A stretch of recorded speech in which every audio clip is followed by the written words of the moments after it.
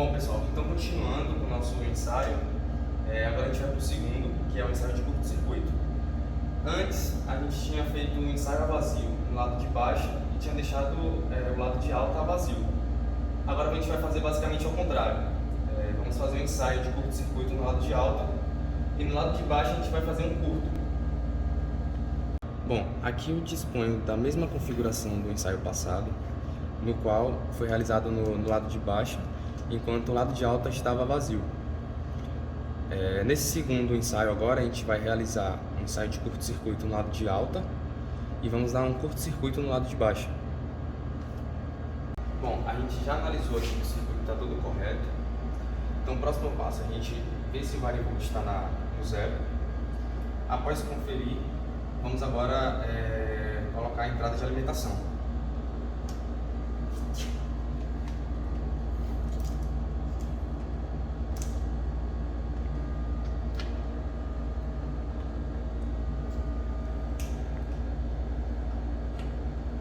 Depois, virar a chave de bloqueio e energizar o circuito. Bom, o primeiro passo é a gente fazer o que o roteiro pede. O roteiro pede para que a gente coloque o varivolt inicialmente em 10 volts. Só que antes dele chegar em 10 volts, a gente vai reparar que a gente já tem uma curva de corrente muito grande, justamente por ele estar ligado em curto. Então, dito isso, temos que ter cuidado para não ultrapassar o valor da corrente nominal e queimar o nosso transformador. Bom, então agora vamos começar a elevar a tensão bem devagar. E vocês podem reparar no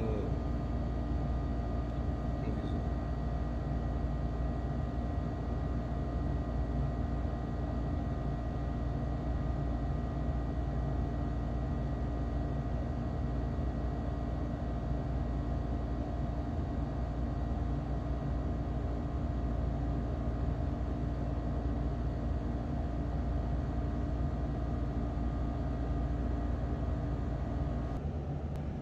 Dá para perceber que a sensibilidade de variação de tensão é muito grande, justamente porque a corrente ela eleva muito rapidamente, porque o circuito está em curto. Então, o objetivo do ensaio é a gente medir as perdas no cobre. E as perdas no cobre são perdas praticamente só resistivas. Por isso que o nosso fator de potência ele fica igual a 1 ou muito próximo de 1. A gente pode ver aqui no gráfico de tensão e corrente que não há defasagem entre elas. Elas estão totalmente em fase. E não temos harmônicas. Aqui é o gráfico da corrente. Se não temos harmônicas, não temos distorções na senoide da corrente. Bom, o próximo passo do roteiro, ele pede para que a gente varie a tensão de 1 volt. Só que a gente vai fazer a variação de 3 em 3, justamente para agilizar o vídeo e a explicação. Então vamos variar de 3 em 3 volts.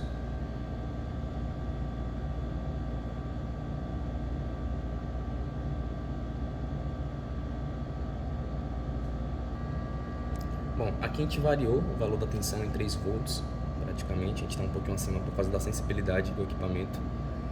Mas dá para perceber que a corrente ela já aumentou bastante. A nossa corrente nominal é 4,77, então aqui a gente já está próximo dela. Vemos aqui que o fator de potência ele caiu um pouco, mas ele está muito próximo de 1. No nosso gráfico a gente ainda tem a tensão e a corrente em fase, não tem defasagem ainda entre elas. Bom, aqui é o gráfico de harmônicos. A gente percebe que não temos harmônicas justamente porque estamos analisando as perdas no cobre, diferentemente do ensaio a vazio, que a gente analisava as perdas no ferro magnético. E as perdas no ferro magnético são as perdas por esterese. E as perdas por esterese que ocorrem no ensaio a vazio, elas não acontecem no ensaio em curto. E são justamente essas perdas que geram harmônicas. Bom, agora a gente vai variar para o último valor de tensão, buscando no máximo a corrente nominal no circuito.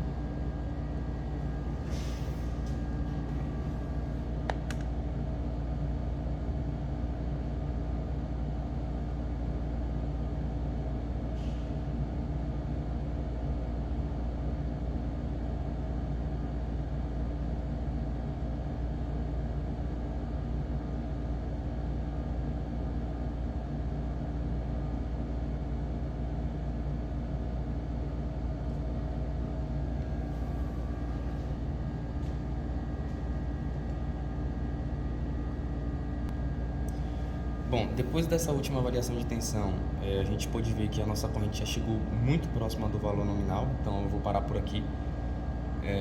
A gente tem aqui o nosso valor de potência muito próximo de 1 ainda.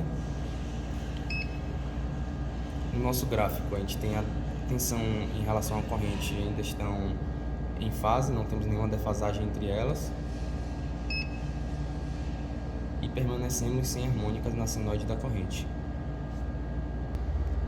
Bom, finalizamos aqui os nossos ensaios no curto e a vazio e percebemos a diferença da perda por esterese relacionadas ao ferro magnético e as perdas pelo cobre. Vale ressaltar que esse é um transformador de núcleo de ferro magnético não banhado a óleo, cujos ensaios que a gente realizou é o suficiente para determinar suas perdas. Entretanto, temos outros tipos de transformadores, os transformadores banhados a óleo, que necessitam de outros parâmetros além desse para determinar suas perdas, como por exemplo as análises físico-química e cromatográfica do óleo. Bom galera, no nosso canal a gente tem várias videoaulas sobre esse assunto e vários outros. Se te ajudou, se inscreva e curte nosso vídeo. Valeu!